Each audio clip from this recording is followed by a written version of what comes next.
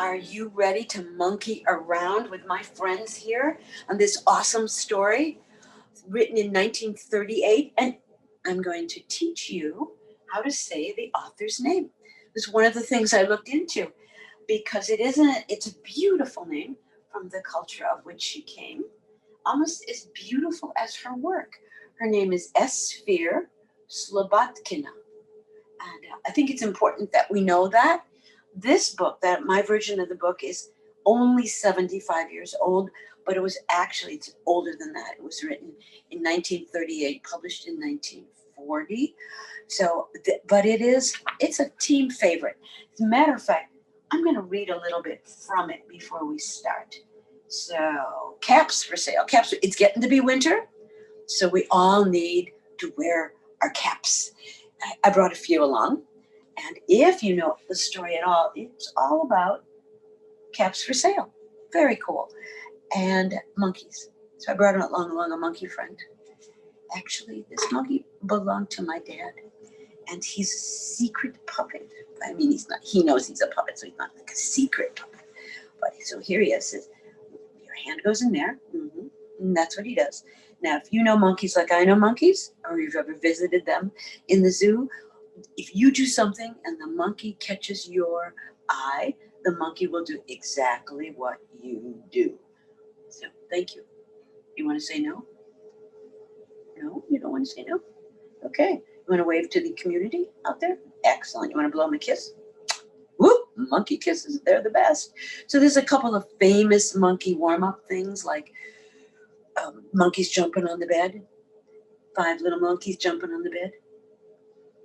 One fell off and bumped his head. If you don't know that one, you should. It's a really good activity, but I do not wish for you to jump on your bed if you don't mind. And because Mama will mind, or Papa, whoever happens to be around. So I'm going to thank you very much. I love your shirt. You look lovely today. Yeah, I know. Okay, were you one of the monkeys in our story? No. Do you know the story? Do you want to sit over there and I'll read some of it to you? Okay, nice job. All right, say goodbye. That is just one monkey. Our story has many monkeys. So I'm going to sit him down here, if you don't mind. And then what I am going to do is I'm going to show you how hard it is to put hats on your head. So I borrowed a couple of these. Actually, I borrowed a whole bunch of them. I brought my head along. It's my own head. And I'm going to see if I can do what the peddler does. So I'm doing this for a couple of reasons. Number one, I think it'd be fun to do, right? And that's what we like. And number two, I want you to be able to tell the story in your own way. So I have a dear friend who's a librarian, and she always just wore one hat. Excuse me. It's hard to even get one on, I guess. She put one on. The E is for Evanston, which is where I live. And then she would just pretend the rest, imagination. But I thought I would start this out with you. I'm going to move back just a little bit so we can see the top of my head.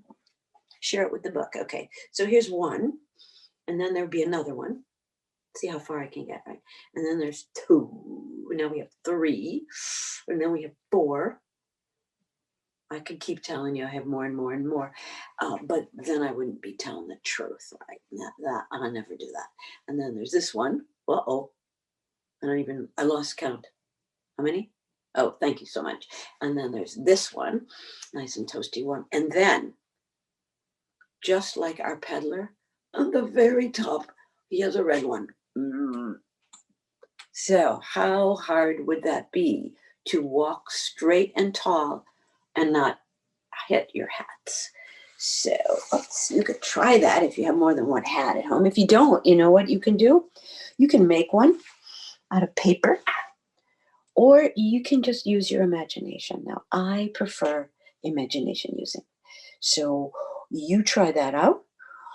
Now, he doesn't just wear the caps on his head. He sells them. So the title of our story is Caps for Sale. What are you doing down here? Excuse me so much. And another monkey. Were you hanging around? Mm-hmm. And this monkey's kind of cool because you can wrap him around your arm, wear him like a bracelet because he's got the magic of Velcro. Are you going to give me a hug? You know what? I love hugs. I would love a hug from you. So we have to do this. You're going to have to hug me. Give me my monkey bracelet. Hee. What you think? Is he cool? All right, here he goes. There he is, a nice guy. Put your head down there. Oh, see, this is the monkey. I don't know when monkeys sleep, but this one is sleeping right now. So, hey. So, welcome to the story. The story, as you probably know by now, because I keep mentioning it, is called Caps for Sale. And this particular author and artist was quite lovely for a variety of reasons. Here's my favorite. She went into the children's book writing business because she needed a little extra money, which is kind of interesting in that it really doesn't often work that way. She became really good friends in the 1930s with someone you all know, whose name was Margaret Wise Brown, who wrote Goodnight Moon and Wait Till the Moon is Full. All those. They were buddies. They hung out. Matter of fact, a lot of children's authors and artists hung out together. But Margaret Wise Brown also, she didn't do her own artwork, but our friend S. Fear, she did. And this is how she worked. I'm going to take a piece of paper because I want you to think about doing this yourself. I think I'll just hang it on the tree if you don't mind. Pardon me, Mr. Peddler. I'm going to borrow your space. This is how she did this. She loved shapes. So I want you to think about shapes. So she would make pictures out of shapes. I tried to do that with the tree, but her shapes were much more simplistic. So let's pretend, if you don't mind, that we're drawing the sky. So if you look up in the sky and it isn't a bright, shiny day, you might see a cloud.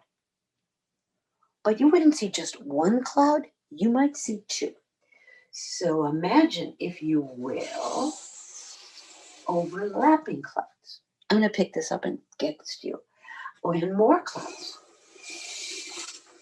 Now, if you were an artist like our friend S. Fair, what you might do is you might take a pole, hang it there. Well, not a very good pole, right? And then put strings here.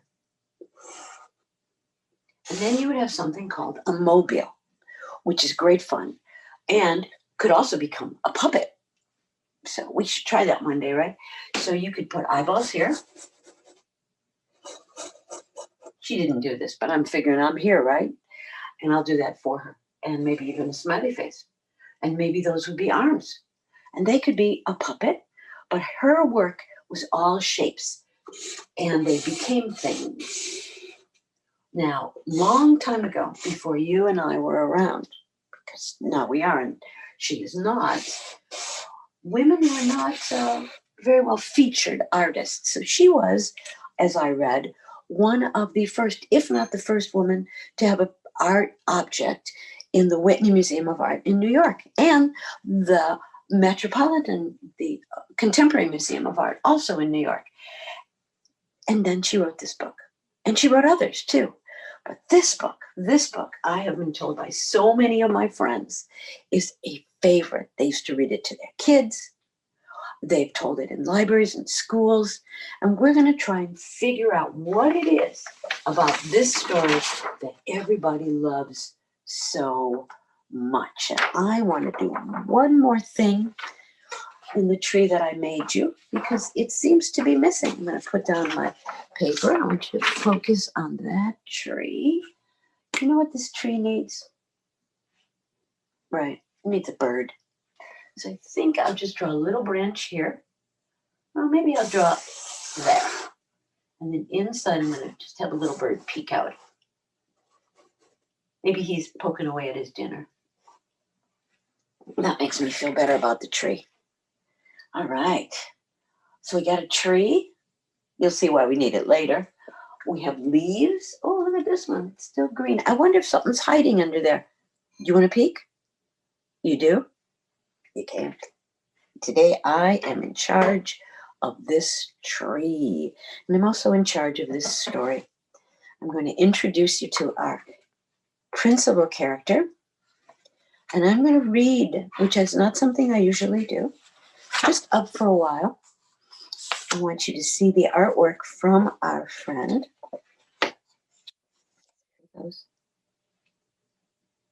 Caps for Sale. A tale of a peddler, some monkeys, and their monkey business. Pretty cool, huh? Okay, here he comes. I'm wondering, Mr. Monkey, could you hold my book for me? Thank you so much. I like when I get help.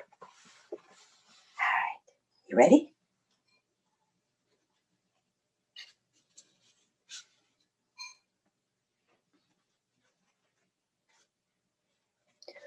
Once there was a peddler who sold caps, but he was not like an ordinary peddler, carrying his wares on his back.